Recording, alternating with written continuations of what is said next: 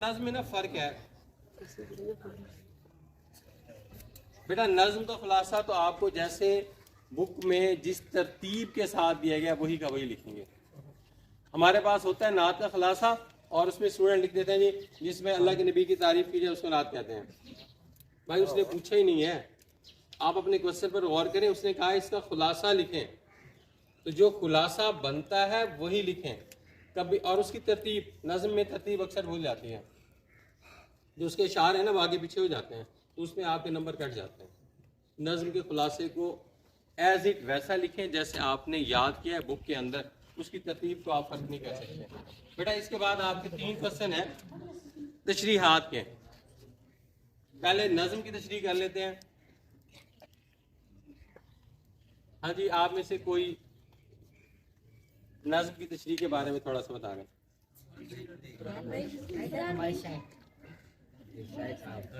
Sir किसी भी शेर के सादा अल्फाज में बयान करना। क्या बात है, क्या बात है, क्या बात है।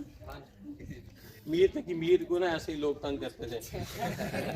तो उसने एक शेर कहा था ना कि बुलबुल बुलबुल गज़ल सराई आगे हमारे मत कर, सब हमसे सीखते हैं अंदाज गुफ्तगू का।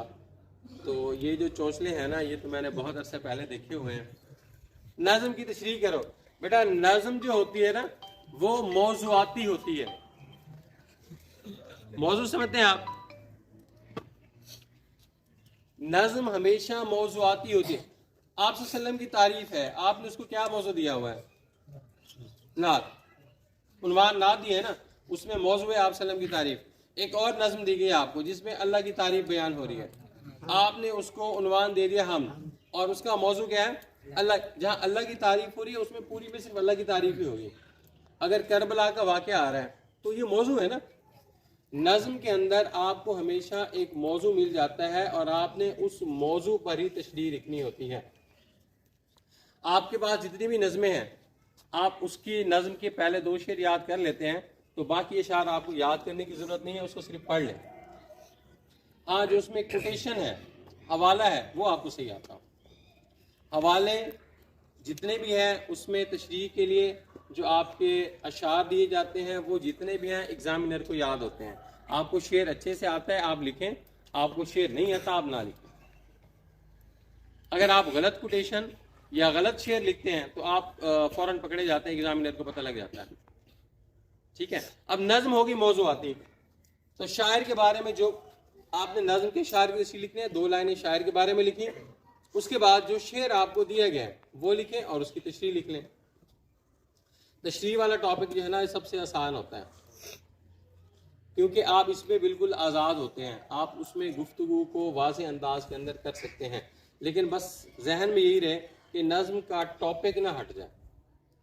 अब मिसाल के तौर पर हम टॉपिक लिख रहे हैं किसी इंसान का कि आदमी किस तरह होना चाहिए, और उसके बाद जो है ना हम आ जाए सीधा मजहब की तरफ, नमाज पढ़ो कुरान पढ़ो।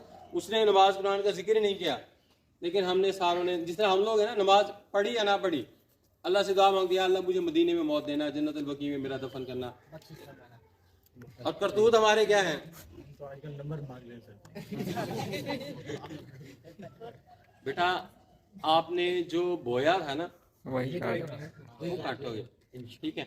और दूसरी बात ये कि जब आप अल्लाह से दुआ किए हुए होते हैं ना तो फिर अल्लाह ताला ना हर इंसान के लिए आसानियाँ पैदा कर देता है। देखिए, एक होता है ज़ाब्ते के ज़रिए से चलना, एक होता है राब्ते के ज़रिए से चलना। हज करना एक ज़ाब्ता है ना हज का, कि साल बाद हज आता है, उसका डे फिक्स होता है, उसके लिए आपका नाम आए, आप पैसे भरें, वहाँ जाएं, आप तवाफ़ भी करें, आप मिना में जाएं, मुज़दलिफ़ा में जाएं, सारी इबादत करें। उसके बाद जब आप वापस आते हैं तो आप कहते हैं दुआ करो हज कबूल हो जाए। यह है ज़ाब्ता। एक होता है राबता, आपने अपनी वालदा को मोहब्बत से देखा तो आपको कबूल है जुमले का सवाब मिल गया, यह है राबता। तो हमारा टीचर से कितना राबता है, हमने उनको कितनी रिस्पेक्ट और ऑनर दिया था ना, ये मैटर करता है। तो फिर वो चीज़ें आपकी तरफ आना शुरू हो जाती हैं। अगर आपका राबता ठीक है तो मेरे ख्याल में फिर किसी को मसला नहीं होगा पेपर के अंदर। बेटा ये नज़्म की तशरीह और गज़ल की तशरीह में फ़र्क क्या होता है? गज़ल का हर शेर अलग मायने रखता है। नज़्म का मैंने क्या कहा, आपने एक पहले 2 अशार तैयार कर लिए ना जो, तो आपके पास बाकी जितने भी हैं, क्योंकि चलना तो टॉपिक सेम है, आप उसके अल्फाज मायने देख लें, आप उसको आसानी के साथ चला सकते हैं। गज़ल के अंदर हर शेर की तशरीह जो है वो आपके पास अलग होगी। अच्छा, इस सारे सिनेरियो के अंदर हमने इम्पोर्टेंट बात नहीं की कि हमने हर सवाल को टाइम भी देना है। मिसाल दरख्वास्त के लिए आपके पास 10 मिनट का टाइम है और आप इसको 15 मिनट दे देते हैं तो आपका एक सवाल तो स्किप होगा या ख़राब होगा। अपने टाइम के अंदर ही हर क्वेश्चन को पूरा करने की कोशिश करनी है, ठीक है। अच्छा बेटा, इसके बाद इसमें कोई बात ऐसी है जो आपको तशरीह में कोई क्वेश्चन है, कोई बात समझ नहीं हो तो? बेटा नज़्म का लफ्ज़ जो है ना ये निकला है नज़्म व नस्क से, ठीक है। और नज़्म जो है ना मोतियों की एक लड़ी होती है, मोतियों की एक माला होती है जिसमें हर दाना आपस में बराबर होता है। अब उसमें आज़ाद नज़में भी हैं, पाबंद भी हैं, मुअर्रा भी हैं, नसरी भी हैं, लेकिन यहाँ पर ऐसा कोई टॉपिक नहीं है। अगर टाइम होता ना तो मैं आपको डिटेल के साथ सारी चीज़ों के बारे में बता देता, ठीक है। मायने तो नहीं होते किस चीज़ के? नज़म में शेर के मायने तो नहीं लिखने होते सर। बेटा आपने मफहूम लिखना होता सिर्फ, ठीक है। देखिए हमने नज़्म का शेर आया, आपने उसका मफहूम लिखा, ये मफहूम साथ लिखेंगे और उसके बाद नेक्स्ट आपने तशरीह का टॉपिक दिया, इसमें आप आज़ाद हैं। तशरीह में आप कोई हवाला दें जी, तशरीह आपने कहा भी आज़ाद होते हैं, आप कुछ भी लिख लें, कितनी लिखें? नज़्म के मौजू के ऊपर, मतलब लिखेंगे आज़ाद से मुराद नज़्म के मौजू के ऊपर, मौजू से नहीं हट जाना। मौजू तो भी बेशक बड़ी लिख दें, जितनी बड़ी है 2 नंबर। बेटा अभी आपसे मैंने अच्छे अंदाज में कहा है कि आपने टाइम को फोकस करना है कि आपके लिए टाइम है कितना। आपके पास मेरे ख्याल में ज़्यादा से ज़्यादा 4 मिनट होंगे, तो 4 मिनट में आप कितना लिख लेंगे?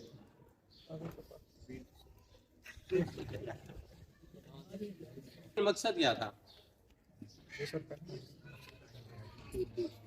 कि आपको पेपर किस तरह से अटेम्प्ट किया जाता है, क्वेश्चन वाइज आपको उसकी समझ आ जाए। आज के इस पूरे सेशन का जो मरकज़ी ख्याल है वो ये है। मरकज़ी ख्याल से मुराद क्या होती है? वो मेन बात, वो मेन हेडिंग, वो मेन पॉइंट जिसके ऊपर बात की जा रही है, ठीक है। इसके बाद बेटा आपका एक क्वेश्चन है जो तशरीह का है, नसर पारों की तशरीह जो है ना, खत कशीदा अल्फाज के मायने और तशरीह। अच्छा, नसर की तशरीह आपने किस तरह से करनी है? आपके पास एक पैराग्राफ है,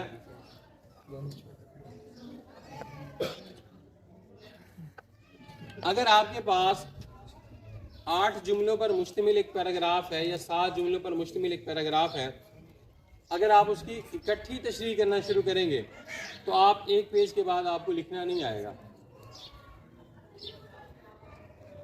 आप उसको ना, एक भाई जो है ना वो आपको बताना चाहता है कि तशरीह किस तरह करते हैं, अगर आप लोगों को इतराज़ ना हो। सर आपका नाम क्या है? यासिर साहब बताना चाह रहे हैं कि तशरीह किस तरह से करते हैं। भाई बोल दो यार। सर जी आप बताएं। हो सकता है मुझसे सीखने के लिए तो आए बैठे। पहले एक भाई पढ़ा रहा था बीच में, तो आपको समझ नहीं है ना, अब दूसरा आ गया, उसने कहा मैं पढ़ा देता हूँ, शायद इसको पढ़ाना नहीं आ रहा। अच्छा बेटा, आप लोग ना जो आपके पास 5 जुमले हैं, 6 जुमले हैं, 7 जुमले हैं, सबको ना अलग अलग कर लें। अलग अलग से मुराद, जब आप तशरीह कर रहे हैं ना, पहले जुमले की कर लें। एक जुमले के 5 जुमले बना दें या 4 जुमले बना दें, ये मुश्किल नहीं होता। ये जुमले की तशरीह करने में जो जुमले बनाना जो होता है ना, ये मुश्किल नहीं होता। यानी हम लिखते हैं कि हम सहन में बैठे उर्दू का काम समझ रहे थे। ओके, इसको आसानी के साथ हम क्या एक्सप्लेन कर सकते हैं कि जो महीना मार्च का महीना चल रहा है, मौसम बहार है, तो इसमें धूप के अंदर शिद्दत नहीं है, जिसकी वजह से हम आसानी के साथ बगैर पंखे के बैठ के चीज़ को समझ सकते हैं। उसी बात को लिखे जो आपके पास टॉपिक है, लेकिन उसकी 3-4 लाइनें हमने बढ़ा दी। अगर आप एक एक जुमले को पकड़ते जाएंगे ना, हमारे पास मिसाल 10 जुमले हैं, तो आपके पास उस 10 जुमलों के 30 से 40 जुमले आसानी के साथ बन जाएंगे, और यही आपकी कुल तशरीह होती है। सर जी जरूरत नहीं है, आपने जस्ट हेडिंग दी तशरीह, और उसके बाद पहले यानी उसके बाद अल्फाज, खत कशीदा अल्फाज के मायने लिखने के बाद आपने जब तशरीह का लफ्ज़ लिखा, जो आपकी पहली लाइन है आप उसकी तशरीह लिख दें, फिर दूसरी की, फिर तीसरी की। आपने बनाने उसके पैराग्राफ हैं। आपने ये नहीं लिखना कि ये मैं पहली लाइन की तशरीह कर रहा हूँ, दूसरी लाइन की तशरीह कर रहा हूँ, तीसरी लाइन की तशरीह कर रहा हूँ। शेर लिख दूं मैं कोई और शेर की तो बात ही नहीं हो रही। तो सर आखिर वो जो होगा जिनकी तशरीह करनी होगी आप मुझसे लिखवा लें। इसने जाके कहना है अब्बा जी कह रहे हैं मैं घर नहीं बैठा, मैं सो रहा हूँ। भाई तेरे जो हालात है ना वो मेरे जैसे ही है, तूने कोई ना कोई चबल मारनी है पेपर में। हमने जब तशरीह लिखनी है, हम तशरीह किस चीज़ की करें? पैराग्राफ की तशरीह करें, तो उसके जो नसर पारे के जो जुमले हैं, अच्छा तशरीह करते हुए आप मुसन्निफ का इंट्रो भी दे सकते हैं, यानी मुसन्निफ किस तरह से लिखता है, उसका उसलूब कैसा है, या इस सबक में उसने आपको मेन कॉन्सेप्ट कौन सा दिया, आप लिख सकते हैं इसको। और उसके बाद आप तशरीह लिख रहे हैं, तशरीह में आप कोई कोटेशन भी लिख सकते हैं, उसके साथ कोई शेर भी ऐड कर सकते हैं। आपके पेपर में जी सबक का नाम नहीं लिखेंगे इसमें। सबक का उन्वान होता है। वो पहले बात हुई थी खुलासे में भी, उसमें भी सबक का उन्वान और मुसन्निफ का नाम लिख लेते हैं। सियाक सबक का आपको उसमें दिया तो नहीं गया? आपको दिया गया नसर पारों की तशरीह कीजिए, सबक उन्वान, मुसन्निफ का नाम और खत कशीदा अल्फाज के मायने लिखिए। ये दिया गया आपको। हाँ जी, अब और कोई क्वेश्चन है तो तुम लोग नए हो तो सब्सक्राइब करो, वो जो लाल वाला बटन है उस पर कुछ भी फेंक के मारो, ये माइक फेंक के मारो, ये कैमरा फेंक के मारो, मैंने उल्टा बोल दिया लेकिन मुझे फर्क नहीं पड़ता है, बस सब्सक्राइब करो, मुझे नहीं पता।